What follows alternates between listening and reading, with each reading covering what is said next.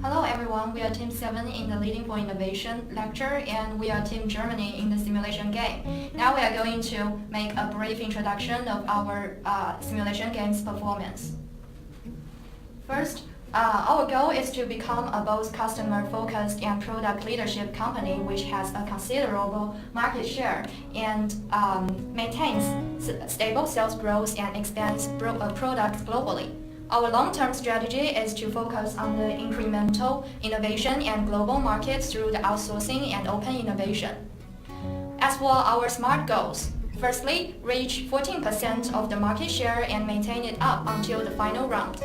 Secondly, keep a unique position for the organizational strategy, keeping a looking out on competitors and staying flexible. Thirdly, maintain steady sales growth at 15%.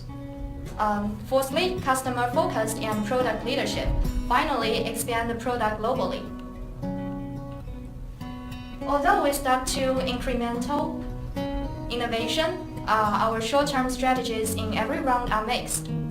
That is one reason why we did not do well in the simulation game. So I'm going to present our strategies throughout all the 6 rounds. So firstly, in the first round, we balanced investments across marketing and ideation to enter the market and build up our brand. Considering the stabilizing market, we tried to attract as much customers as possible, and in the long term, our aim was to develop new and innovative products for the market, but in the short term, our focus was increasing our sales in the global market. In round 2, results showed that competitors focus on radical and product leadership. We decided to differentiate ourselves by focusing on incremental innovation and customer intimacy to achieve a higher market share, and also focus on co-creation and technology. These are to support our strategy to be incremental and to improve our efficiency. We took this decision because it will be easier and less risky to introduce new improvements to grow our existing products and still be innovative. In the third round, we continued to focus on our short-term strategies and also started to focus on our long-term strategies. In this round, since we have gained enough market share, we slowly moved towards becoming product leaders in the market by improving both creativity and innovation capabilities. Considering our long-term goals, we made more investments in technology such as research and development. In the fourth round, to begin with, we had a very limited budget for investments, so we only invested in marketing and co-creation in order to boost our sales, and we hoped for the best. In the fifth round, after losing quite a lot of market share and sales growth, we decided to invest more in customer intimacy while keeping our investments in product leadership to gain market share as well. Still stuck to our strategy of being incremental, we invested more on open innovation techniques and also invested in social innovation to emphasize the importance given to corporate social responsibility. In the final round, most of the investments were made in marketing, open innovation, and business model innovation. These were made considering our strategies of being incremental and being both product leadership and customer intimacy. These are our investments we made throughout the 6 rounds, so we just calculated the percentage. And now this is our market cap, so you can see it started declining at round 2 and we picked it up again at round 5, and the market cap was at its highest in the final round. And our creativity scores again started dropping in round 2, but then it grew at a steady rate and dropped again in the last round. And as shown, our innovation scores fluctuated, but it was at the lowest in the final round as well. And this is the innovation process, so we were always in the yellow zone for concepts and prototypes for all the rounds. And we weren't able to bring out that much product. As you can see, we were all in the red zone for 6 rounds. Now I'm going to introduce our overall performance. Our business valuation increased significantly in the second round and reached over 21 million. However, it dropped sharply to only 16 million in the third round and then rose gradually in the round 4 and round 5. Our sales rose steadily from the first round to the 5th round and reached a peak of the 16 million. However, it dropped by 2 million in the last round. Here you can see the significant fluctuation in our sales growth. In the first round, our sales grew 25% compared to the last year. However, in the second and the third round, our sales growth dropped and maintained at 16%. In the round fourth, it continued to decline and dropped to 8%. In the fifth round, our sales growth ascended to 25% but fell to unexpectedly the lowest point in the last round. And our market share has kept shrinking since the second round and fell to only 7.8% in the last round. We were the fourth in the second round, and it was the best result in the sixth round. Then we maintained at the seventh or eighth place. What caused our senior 8 performance in this game? We tried to find out why we couldn't be one of the leading teams in the game. After studying the annual reports of the 6 rounds and the strategies of our competitors, we suppose the following 3 might be the main reasons causing our awful performance in the game. The first reason, lack of a full picture view.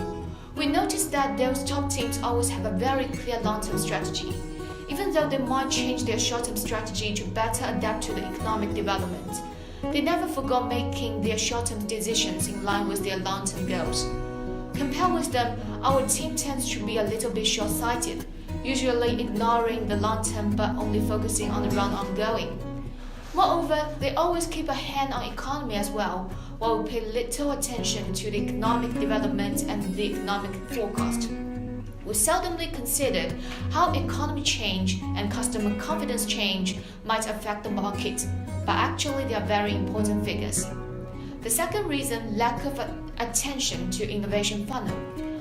Our group focused too much on the positioning charts, and our ignorance of some other important factors like innovation funnel, creativity, and innovation score made us hang behind other teams. Trying to win as many blue and purple oceans as possible is definitely important, but not the only important thing. The innovation funnel in particular is one of the most important factors we fail to take into account. Innovation funnel shows the number of projects in each stage, and the ratios between stages give us guidance in what aspect we should invest more budget. For example, if we would like to turn more projects from ideas to concepts, perhaps investing in technology is a good choice. The third reason, frequent changes in strategy. We just felt confused why our business valuation ranking went down from 3 to 8 in the third round.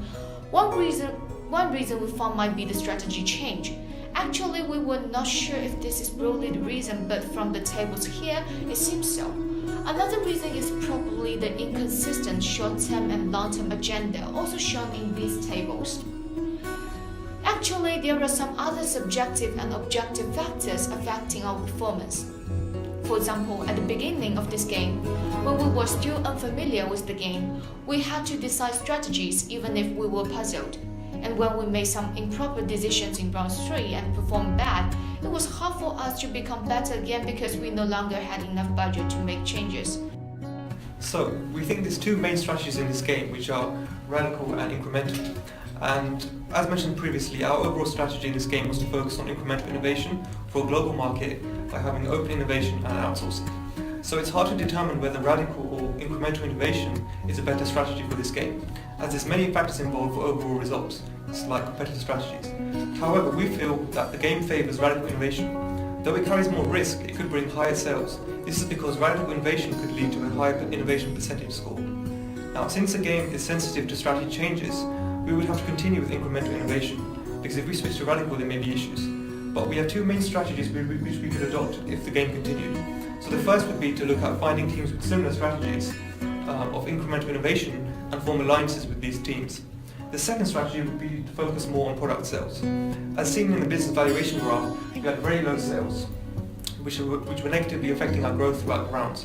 To increase our product sales from incremental innovation, we would focus more on the innovation funnel to bring more products into commercialization. Now, even though we put a major focus on incremental innovation, at the end we had the same number of radical products and incremental products, or the difference was only 1. So we could focus a lot more on the commercialization stage, as we have a low number of incremental products at the end of the innovation funnel. Also, our innovation process fluctuated from mixed to in-house to outsourcing, and so did our organizational strategy, which changed between product leadership and customer intimacy. intimacy. In the future, we could focus more on strategic decisions that would allow us to maintain a particular position instead of fluctuating between the two. And thank you for listening to our presentation, and we'll be open to any questions.